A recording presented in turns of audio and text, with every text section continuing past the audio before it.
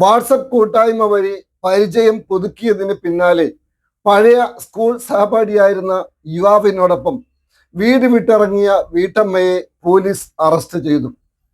ആഴ്ചകൾക്ക് മുമ്പ് വാർത്താ മാധ്യമങ്ങളിൽ ഇടം പിടിച്ച സംഭവമാണ് ഇത്. സ്കൂളിലെ പൂർവ്വ വിദ്യാർത്ഥി കൂട്ടായ്മയുടെ വാട്സപ്പ് ഗ്രൂപ്പ് വഴി പരിചയം പുതുക്കിയ രണ്ടുപേരും പ്രണയത്തിലാവുകയായിരുന്നു. അതോടെ രസകരമായ ചാറ്റിങ്ങും സംഭാഷണങ്ങളും മൂർധന്യാവസ്ഥയിലായി. പിന്നാലെ കുഞ്ഞിനെ ഉപേക്ഷിച്ച് വീട്ടമ്മ കാമുകനോടൊപ്പം ഒളിച്ചോടി. ഇത് ഒറ്റപ്പെട്ട വാർത്തയല്ല. ഇതിനു മുമ്പും ഇത്തരം സമാന സംഭവങ്ങൾ നമ്മുടെ കേരളത്തിൽ ഉണ്ടായിട്ടുണ്ട്.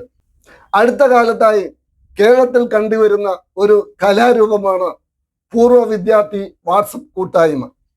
SLC മുതൽ വിവിധ കോഴ്സുകൾ കഴിഞ്ഞാൽ സഹപാഠികൾ എല്ലാവരും ചേർന്ന് ഉടനെ വരും ഈ വാട്സപ്പ് കൂട്ടായ്മ.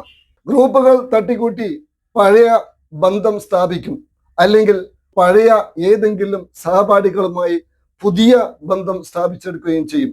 സകല മ്ലേച്ഛതകളും ഗ്രൂപ്പുകളിൽ ആഡ് ചെയ്യുകയും ഷെയർ ചെയ്യുകയും അവസാനം നിലവിലുള്ള ഭാര്യയും ഭർത്താവും പോരാ എന്ന തോന്നലിൽ കലാശിക്കുകയും ചെയ്യും. അങ്ങനെ വരുമ്പോഴാണ് സ്വന്തം മക്കളെപ്പോലും ഉപയോഗിച്ച് എങ്ങോട്ടെങ്കിലും ഒളിച്ചോടുന്ന പ്രവണതയിലേക്ക് എത്തിച്ചേരുന്നത്. ഈ സംഭവങ്ങൾ കേരളത്തിൽ അനുദിനം വർദ്ധിച്ചു വരികയാണ്. ഒളിച്ചോടിയില്ലെങ്കിലും പരസ്പരം രഹസ്യമായ കൂടിക്കാഴ്ച നടത്തുന്നതിനും തുടർന്ന് അതിര് കവിഞ്ഞ ബന്ധം സ്ഥാപിച്ചെടുക്കാനും ഈ കൂട്ടായ്മ കാരണമാകുന്നു എന്ന് പറയാതെ വയ്യ. ഇവിടെ ഇത്തരം എല്ലാ വാട്സപ്പ് കൂട്ടായ്മകളെയും അടിച്ചാക്ഷേപിക്കുന്നില്ല. മര്യാദക്ക് നടന്നു പോകുന്ന എത്രയോ പൂർവ്വ വിദ്യാർത്ഥി ഗ്രൂപ്പുകൾ നമുക്കിടയിലുണ്ട്. പൂർവ്വ വിദ്യാർത്ഥി വാട്സാപ്പ് കൂട്ടായ്മ അനിവാര്യം തന്നെയാണ്.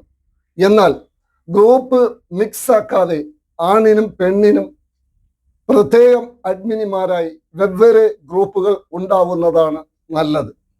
അങ്ങനെയായാൽ രണ്ടു പേർക്കും രണ്ടാം വിവാഹം ഒഴിവാക്കാം. മക്കൾക്ക് തന്തയെയും തള്ളയെയും നഷ്ടപ്പെടുകയുമില്ല.